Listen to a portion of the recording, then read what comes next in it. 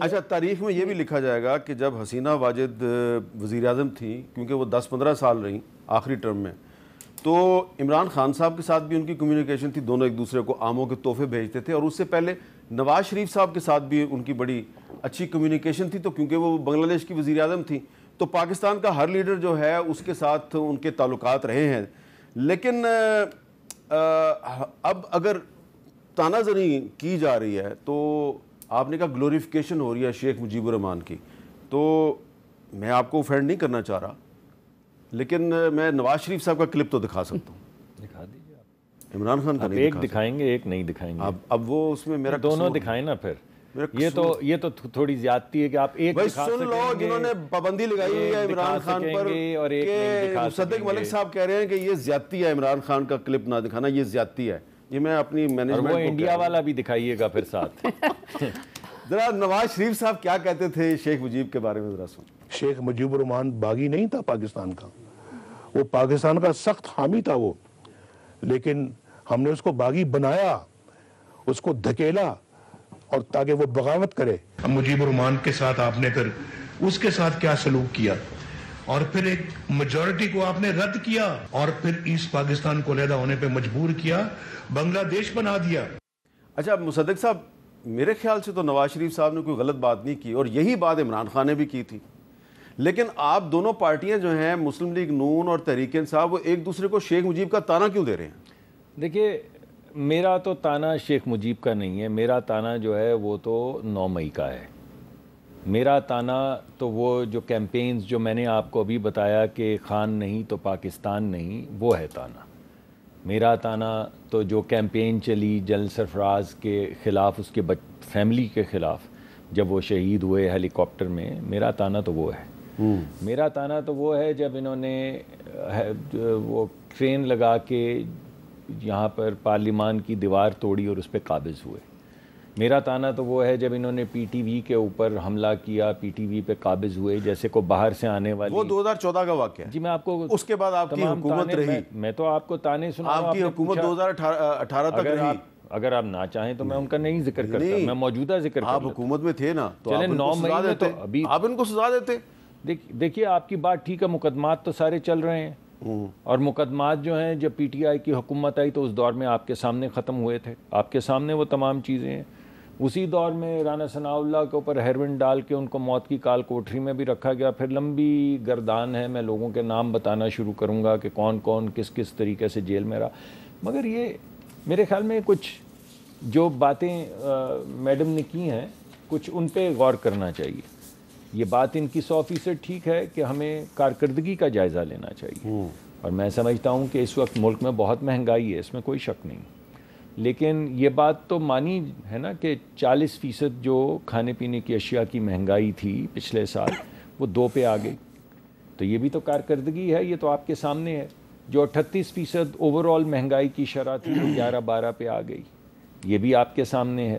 تو آپ یہ کہہ رہے ہیں کہ اس پہ دونوں کو، حکومت اپوزیشن کو مل کے کوئی حکمت عملی بنانی نہیں، اگر مل کے نہ بھی بیٹھیں مگر تکرار جو ہے وہ اس بات پہ ہونی چاہیے کہ اس پالیسی کو بہتر کیسے بنایا جائے. یعنی 6.5% اگر ایگریکلچرل گروتھ ہو رہی ہے تو اس کو 8% یا 9% کیسے بنایا جائے تاکہ کسان جو پورے ملک میں بیٹھے ہیں وہ آگے بڑھیں. یہ تو گفتگو میں آتا نہیں ہے. نہ تو کوئی صحت کا مسئلہ سامنے آ رہا ہے، نہ کوئی عوامی مسائل سامنے آ رہے ہیں. لے دے ہماری انہی باتوں پہ ہو رہی ہے. لیکن اس میں ایک میں آپ کو یاد دلانا چاہتا ہوں کہ تھوڑے دن پہلے قومی اسمبلی کا اجلاس تھا، تو فلسطین کے مسئلے پہ اسماعیل ہانیہ صاحب کی شہادت پہ بڑے عرصے بعد دیکھا کہ حکومت اور اپوزیشن نے ایک مشترکہ طور پہ ایک قرارداد جو ہے وہ منظور کی، اور ایک حکومت اور اپوزیشن کا مشترکہ موقف سامنے آیا. لیکن آپ کو یہ بھی یاد ہوگا کہ اس سے پہلے کچھ جو ارکان تھے پی ٹی آئی کے، انہوں نے اپنے ایک ایم این اے ساتھی حاجی امتیاز کی تصویریں اٹھائی ہوئی تھیں، اور بعد میں جب تقریر ہوئی تو گوہر صاحب نے اس کا ذکر بھی کیا.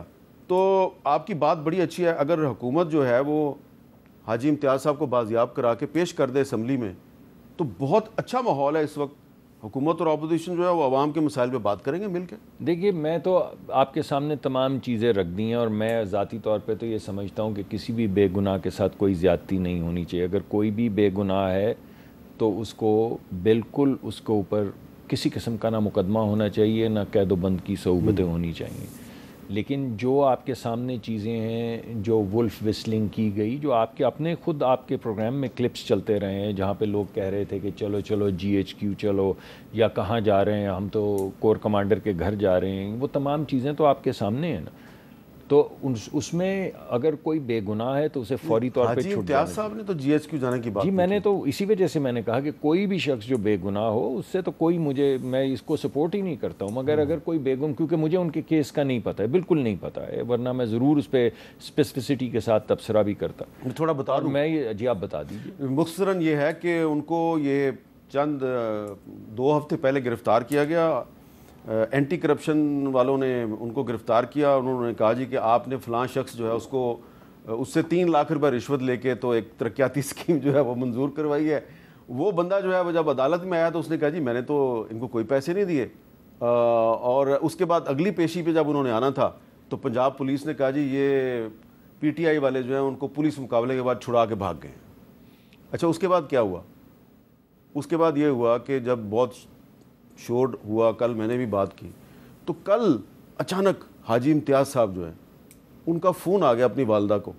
ذرا سن لیں ذرا کیا بات ہوئی باپ اور ماں، بیٹے اور ماں کے درمیان.